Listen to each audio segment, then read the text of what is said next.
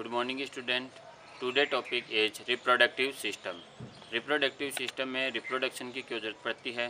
तो रिप्रोडक्शन की ज़रूरत पड़ती है अपनी ही स्पीशीज़ के मेंबर को बढ़ाने के लिए। तो रिप्रोडक्शन की रिक्वायरमेंट होती है अपने जैसे ही ऑफ स्प्रिंग जनरेट करने के लिए। तो रिप्रोडक्शन में फर्स्ट अपन लेंगे male reproductive system.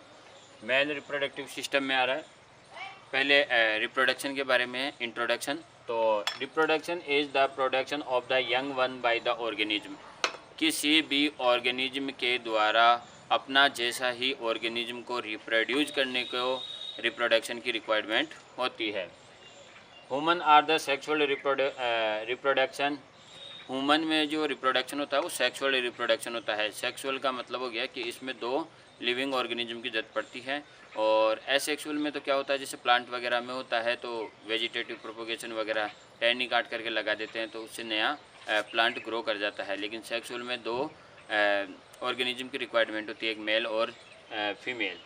And viviparous human होता है वो विविपेरस होता है। विविपेरस का मतलब होता है कि इनको ये बच्चे देते हैं, बच्चे जनरेट करते हैं। अगर एग जनरेट करते तो वो क्या हो जाता है, ओवीपेरस हो जाता है। तो बच्चे जनरेट करते हैं इसलिए ह्यूमन होता है वो विविपेरस होता है। Sexual reproduction in fusion of the male and female gamete. Sexual reproduction में गैमेट्स बनते हैं और इन गैमेट्स का फ्यूजन भी होता है from the reproductive organs. Male gamete are called sperm. जो मेल में जो गैमेट्स बनता है उसको बोलते हैं स्पर्म। और female gamete name is egg. Female में एग बनता है और मेल में स्पर्म बनता है। During fertilisation these gamete fuse and form the zygote. Fertilisation में क्या होता है, मेल गैमेट और फीमेल गैमेट दोनों फ्यूज होकर के क्या बनाते हैं, जाइगोट बनाते हैं। और इस प्रोसेस को अपन बोलते हैं फर्टिलाइजेशन। तो फर्टिलाइजेशन में मेल और फीमेल गैमेट मिलकर के फ्यूज होकर के एक जाइगोट का फॉर्म करते हैं।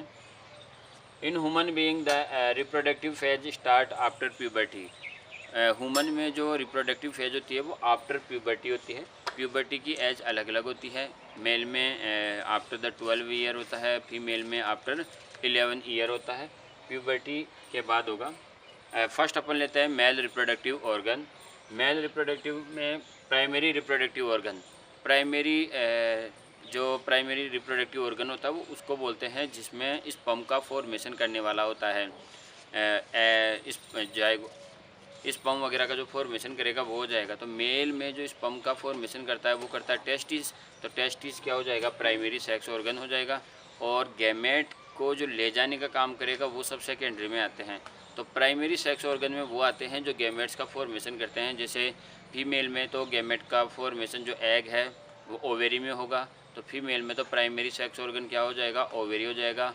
और मेल में स्पर्म का जो प्रोडक्शन होता है वो टेस्टिस करता है। तो टेस्टिस क्या हो जाएगा, primary sex organ of male. तो पहले अपन देखेंगे primary sex organ of male means testis. Testis are the primary sex organ of the male. जो मेल में प्राइमरी सेक्स ऑर्गन होता है वो टेस्टिस होता है। These are located outside the abdomen cavity. और ये कहाँ होता है, टेस्टिस होता है वो एब्डोमेन कैविटी से बाहर होता है, मतलब बॉडी से बाहर होता है। With in the sake and scrotal. और ये जो टेस्टिस होता है वो एक सेक लाइक स्ट्रक्चर होती है, बैग लाइक स्ट्रक्चर होती है, उसके अंदर रहता है, उसका नाम है स्क्रोटम। तो टेस्टिस है वो स्क्रोटम में होल्ड रहते हैं। Scrotum keep the testis temperature. जो स्क्रोटम होता है वो टेस्टिस के टेम्परेचर को कंट्रोल करता है। At the lower than the body, body से कम रखता है। तो स्क्रोटम है वो टेस्टिस का टेम्परेचर है वो बॉडी से क्या रखेगा, लो रखेगा। The lower temperature is required for the proper functioning of testis. ये टेस्टिस के लिए लो टेम्परेचर की रिक्वायरमेंट इसलिए होती है क्योंकि लो टेम्परेचर पर टेस्टिस अच्छे से फंक्शनल कर पाती है और स्पर्म का डेवलपमेंट कर पाती है, डेवलपमेंट ऑफ स्पर्म। तो अपना जो टेस्टिस होता है वो बॉडी से बाहर होता है। क्यों होता है, ताकि इसका टेम्परेचर कम हो, ताकि इसका टेम्परेचर बॉडी से कम हो। क्यों, क्योंकि कम टेम्परेचर पे क्या करती है, अपनी जो टेस्टिस होती है वो अच्छे से फंक्शन कर पाती है, अच्छे से फंक्शन कर पाती है, इसीलिए इसको लो टेम्परेचर की रिक्वायरमेंट होती है। फंक्शन ऑफ टेस्टिस, टेस्टिस के फंक्शन की बात करें तो production of male gamete called spermatozoa. तो क्या होता है कि जो टेस्टिस होता है वो मेल गैमेट जिसको अपन स्पर्म बोलते हैं और उसको साइंस की लैंग्वेज में बोलेंगे स्पर्मेटोजोआ। तो टेस्टिस है वो स्पर्म का प्रोडक्शन करेगा, स्पर्मेटोजोआ का प्रोडक्शन करेगा। By the process of the spermatogenesis. Sperm के बनने का जो प्रोसेस होता है उसको अपन बोलते हैं spermatogenesis. Spermatogenesis. The leading cells of the seminiferous tubules secrete the male sex hormone testosterone. जो मेल सेक्स हार्मोन होता है वो होता है टेस्टोस्टेरोन। वो कहाँ से सीक्रेट होता है? वो अपनी टेस्टिस की सेमिनिफेरस ट्यूब्यूल्स होती है, वहाँ पे लीडिंग सेल होती है। तो टेस्टिस की सेमिनिफेरस ट्यूब्यूल्स की जो लीडिंग सेल्स होती है वो मेल सेक्स हार्मोन टेस्टोस्टेरोन का सीक्रेशन करती है। अब इसमें क्या होता है? टेस्टोस्टेरोन होता है वो कंट्रोल करता है development of male secondary sexual character. जो टेस्टोस्टेरोन होता है वो मेल के सेकेंडरी सेक्सुअल कैरेक्टर को कंट्रोल करता है। मेल के सेकेंडरी सेक्सुअल कैरेक्टर है जैसे बियर्ड आना, डैडी मूंछ का आना और मसल्स का डेवलपमेंट होना, ये सब किसके कारण होता है? टेस्टोस्टेरोन हार्मोन के कारण ही होता है। एक बार अपन देखते हैं मेल रिप्रोडक्टिव के ऑर्गन्स होते हैं। वो फर्स्ट होता है स्क्रोटम। स्क्रोटम के अंदर होता है टेस्टिस। टेस्टिस से जो स्पर्म बने हैं उन स्पर्म को कैरी करने का काम करेगा वास डिफरेंशिया। वास डिफरेंशिया से जाएगा सेमिनल वेसिकल्स। सेमिनल वेसिकल से जाएगा प्रोस्टेट ग्लैंड। प्रोस्टेट ग्लैंड से जाएगा पेनिस और पेनिस से जाएगा यूरिथ्रा में। एक बार इनकी फंक्शनिंग देख लेते हैं। टेस्टिस में क्या होगा? प्रोडक्शन ऑफ स्पर्म और secretion of testosterone. Testosterone hormone का सीक्रेशन करेगा। ये स्क्रोटम क्या करता है? इसको होल्ड करके रखता है। और वास्ट डिफरेंशिया होता है वो क्या करता है? इसको कैरी करेगा। किसको? स्पर्म को कैरी करता है। जो मेल नसबंदी होती है जिसको अपन बोलते हैं वेसेक्टोमी, उसमें इसी को कट किया जाता है, वास डिफरेंशिया को। सेमिनल वेसिकल्स में जो स्पर्म होते हैं वो स्टोर रहते हैं और क्या करते हैं? न्यूट्रिशन लेते हैं। तो सेमिनल वेसिकल स्पर्म को न्यूट्रिशन प्रोवाइड करवाता है एंड स्टोरेज का फंक्शन करता है। प्रोस्टेट ग्लैंड होती है वो स्पर्म को मोटिलिटी प्रोवाइड करवाती है। प्रोस्टेट ग्लैंड स्पर्म को मोटिलिटी प्रोवाइड कराएगी। पेनिस एक मस्कुलर ऑर्गन होता है, सिलेंड्रिकल मस्कुलर ऑर्गन होता है जो इंजेक्ट करने में काम में आएगा स्पर्म को। और यूरिथ्रा होता है वो क्या करता है? रिलीज करता है स्पर्म को। प्राइमरी रिप्रोडक्शन ऑफ मेल के बाद में अपन लेते हैं secondary reproductive organ of mail. Secondary में होता क्या है? सेकेंडरी में ये होता है कि ये केवल स्पर्म को पाथ प्रोवाइड करवाएगा। स्पर्म बन तो कहाँ गया था? टेस्टिज में, तो वो तो प्राइमरी सेक्स ऑर्गन था। अब उसके अलावा जो उसको कैरी करेगा, जितने भी पाथ है वो सारे किस में आ जाएंगे? सेकेंडरी सेक्सुअल ऑर्गन में आ जाएंगे। तो secondary reproductive organ of male, तो फर्स्ट है स्क्रोटम। स्क्रोटम क्या होती है? Keep the testes temperature at the lower than the body. जो टेस्टिज होता है वो स्क्रोटम होता है वो टेस्टिज का टेम्परेचर लो रखता है as compare to body. Then second है वास डिफरेंशिया। ये ट्यूब लाइक स्ट्रक्चर थी। Tube like structure that transfer the sperm from the epididymis. ये एपिडिडाइमिस होता क्या है? जो अपना टेस्टिस था उस टेस्टिस और वास डिफरेंशिया के बीच में जो ट्यूब्यूल्स होती है उसको अपन बोलते हैं एपिडिडाइमिस। मतलब टेस्टिस वास डिफरेंशिया में खुलने से पहले ट्यूब्स बनाती है, वो ट्यूब्स होती है epididymis. To urethra during ejaculation. Ejaculation का मतलब होता है सीमन का बाहर निकलने के प्रोसेस को अपन बोलते हैं ejaculation. The vas deferens join with the duct from the seminal vesicles to from common ejaculatory duct. ये जो वास्ट डिफरेंशिया होती है उसी में सेमिनल वेसिकल्स की डक्ट ओपन हो जाएगी और उसी में वेसिकल्स की डक्ट ओपन हो जाएगी, तो फिर उसको बोल देंगे अपन कॉमन इजेकुलेटरी डक्ट बोल देंगे। और देन आता है urethra, the draining tube from the both of the excretory system and the reproductive system. Male में जो यूरिथ्रा होता है उसमें दोनों ही चीज़ एक्सक्रीट होती है। एक तो एक्सक्रेटरी मैटर जो अपना यूरिन होगा वो भी यहीं से यूरिथ्रा के थ्रू बाहर आएगा, और रिप्रोडक्टिव सिस्टम का जो अपना सीमन होता है तो वो भी बाहर यहीं से आएगा।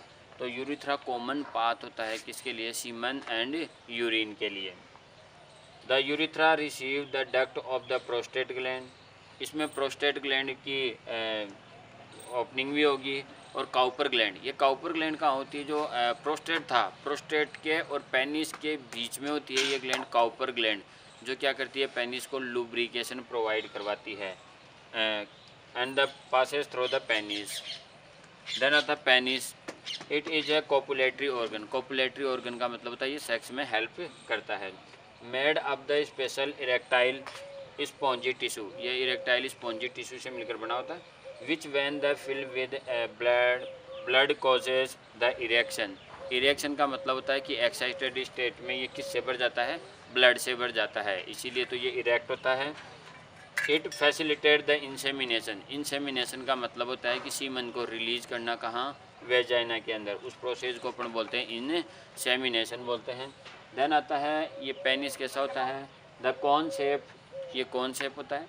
The cone shape tip of the penis is called glans penis, penis का जो सिर वाला पार्ट होता है वो कैसा होता है, कॉन शेप होता है, जिसको अपन बोलते हैं ग्लास पेनिस बोलते हैं। Which is covered by the fold of the skin prepuce या फोर स्किन, इस ग्लास पेनिस के ऊपर जो स्किन होती है उसको अपन बोलते हैं फोर स्किन बोलते हैं। ये फोर स्किन क्या होती है, जनरली तो क्या होती है, रिमूव होती है, फ्लेक्सिबल होती है, लेकिन कईयों में क्या होती है, ये फिक्स हो जाती है, तो फिर उसे सर्जरी के थ्रू रिमूव किया जाता है। नेक्स्ट आता है एक्सेसरी ग्लैंड, इसमें ग्लैंड कौन कौन सी हेल्प करती है। It include the prostate gland, एक तो प्रोस्टेट ग्लैंड आएगी, and pair of the seminal vesicles, seminal vesicles आएगा, और काउपर ग्लैंड, तो ग्लैंड दो आएगी, prostate gland and Cowper gland. The secret of the these gland make with the seminal plasma semen, in gland का जो fluid है वो sperm के साथ मिलकर क्या बनाएगा, सीमन बनाने का काम करता है। अब the semination it is the rich of the fructose, जो अपना सीमन होता है उसके अंदर क्या होता है, फ्रक्टोज होता है, कैल्शियम होता है, और कुछ एंजाइम्स भी होते हैं। फंक्शन, अपना जो सीमन्स होता है उसका क्या फंक्शन होता है, तो सीमन क्या करता है, it help for the transporting sperm, sperm को ले जाने में हेल्प करता है एक तो, and supply the nutrition to sperm, और स्पर्म को न्यूट्रिशन प्रोवाइड करवाता है। Provide the alkaline medium to the counteract the acidity of the uterus, female की वेजाइना के अंदर वहाँ एसिडिटी ज़्यादा होती है, क्यों, क्योंकि वहाँ पे लैक्टिक एसिड प्रेजेंट होता है, तो उस लैक्टिक एसिड को न्यूट्रल करने के लिए भी क्या होता है, अपने सीमन के अंदर क्या होता है, कुछ एल्कलाइन सब्सटेंस होते हैं जो उसको न्यूट्रलाइजेशन कर देगा। Then secretion of the Cowper gland lubricate the penis, जो काउपर ग्लैंड का सीक्रेशन होता है वो अपने पेनिस को लुब्रिकेट प्रोवाइड करवाता है, जिससे कि वो इंजेक्ट हो सके वेजाइना के अंदर। देन आता है स्पर्मेटोजेनेसिस, स्पर्मेटोजेनेसिस मीन्स होता है कि formation of sperm, spermatogenesis the formation of sperm, और स्पर्म का जो साइंटिफिक नेम हो जाएगा वो हो जाएगा स्पर्मेटोजोआ। तो स्पर्मेटोजोआ का फॉर्मेशन होगा, कैसे होता है, टेस्टिस होता है, तो टेस्टिस में क्या होता है, सेमिनिफेरस ट्यूब्यूल्स होती है, एक टेस्टिस के अंदर के 1000 सेमिनिफेरस ट्यूब्यूल्स होती है। ये सेमिनिफेरस ट्यूब्यूल्स में 2 टाइप की सेल्स होती है, first is somatic cell and second is germ cell. ये सोमेटिक सेल क्या करती है, सेल्स ऑफ सर्टोली सेल, तो एक तो हो गई सर्टोली सेल्स और एक हो गई जर्म सेल। ये सर्टोली सेल क्या कराएगी, provide the support and nutrition of the sperm, ये सर्टोली सेल तो स्पर्म को न्यूट्रिशन प्रोवाइड करवाएगी, और जर्म सेल है वो फॉर्मेशन ऑफ स्पर्म करेगी। तो जर्म सेल जो स्पर्मेटोगोनिया हैं वो तो स्पर्म का फॉर्मेशन करेगी, सर्टोली सेल है वो उनको सपोर्ट न्यूट्रिशन प्रोवाइड करवाती है, किसको, स्पर्म को। Spermatogenesis is complete in the 74 days, spermatogenesis का जो प्रोसेस होता है वो 74 डेज में कंप्लीट हो जाता है। In human it is the complete of the 2 step, ये 2 स्टेप में कंप्लीट होता है। फॉर्मेशन ऑफ द स्पर्मेटिड, पहले तो स्पर्मेटिड का बनना, और दूसरा होता है ट्रांसपोर्टेशन इनटू स्पर्म, स्पर्मेटिड का बनना और फिर स्पर्म का बनना। तो स्पर्मेटिड तो क्या हो गया, प्री फॉर्म ऑफ स्पर्म, और देन क्या हो जाता है, स्पर्म हो जाता है। फिर अपन बात करें स्पर्मेटोजेनेसिस का जो प्रोसेस होता है वो क्या होता है, स्पर्म जेनेसिस में क्या हो जाएगा, पहले जो अपनी स्पर्मेटो सेल थी उनमें क्या होगा, माइटोटिक डिवीजन होगा, माइटोटिक डिवीजन होने से क्या हो जाएगा, प्राइमरी स्पर्मेटोसाइट बनेगी, उस प्राइमरी स्पर्मेटोसाइट में मियोसिस फर्स्ट होगा, तो उससे बन जाएगा सेकेंडरी स्पर्मेटोसाइट, सेकेंडरी स्पर्मेटोसाइट में मियोसिस सेकंड होगा, तो क्या बन जाएगा, स्पर्मेटिड, और ये स्पर्मेटिड होता है वो डिफ्रेंशिएशन हो जाता है। डिफ्रेंशिएशन का मतलब होता है कि कोई पर्टिकुलर फंक्शन करने के लिए ये अलग से हो जाता है, फिर इसमें डिवीजन नहीं होगा। तो स्पर्मेटिड में डिफ्रेंशिएशन होने के बाद क्या बन जाता है, स्पर्म बन जाता है। अगर अपन इनमें नंबर ऑफ क्रोमोसोम की बात करें तो प्यूबर्टी के टाइम इनमें क्रोमोसोम होता है वो 46 होता है, फिर माइटोसिस होने से क्या हो जाएगा, 2 सेल बन जाएगी, फिर इन 2 सेल में क्या होता है, मियोसिस फर्स्ट होने से 2 बन जाएगी, इनमें से जो एक्टिव रहेगी वो क्या बना लेगी, मियोसिस फर्स्ट करेगी, तो उनमें क्रोमोसोम कितना हो जाएगा, 23 क्रोमोसोम हो जाएगा। मियोसिस सेकंड होने से उनमें एक सेल से कितनी सेल बन जाएगी, 4 सेल बन जाएगी। तो मियोसिस में क्या होता है, 1 सेल से 4 सेल का प्रोडक्शन होता है। ये एक सेल थी अपने पास और लास्ट में कितनी मिलेगी, 4 सेल मिलेगी। तो मियोसिस में क्या होता है, एक सेल से 4 सेल बनती हैं और क्रोमोसोम है वो हाफ हो जाते हैं। ये 46 है, ये कितने हो गए, 23 हो गए। फिर ये स्पर्मेटिड में डिफ्रेंशिएशन के बाद में ये आगे जाके क्या बना लेता है, क्रोमोसोम बना लेता है। तो क्रोमोसोम में स्पर्म में जो क्रोमोसोम के नंबर होते हैं वो हाफ होते हैं। तो हाफ तो मेल से आएंगे और हाफ किससे आएंगे, फीमेल से आएंगे। तो जो बच्चे में जो नंबर ऑफ क्रोमोसोम होता है वो उनके पेरेंट्स के इक्वली ही होता है, कितना, 46 क्रोमोसोम।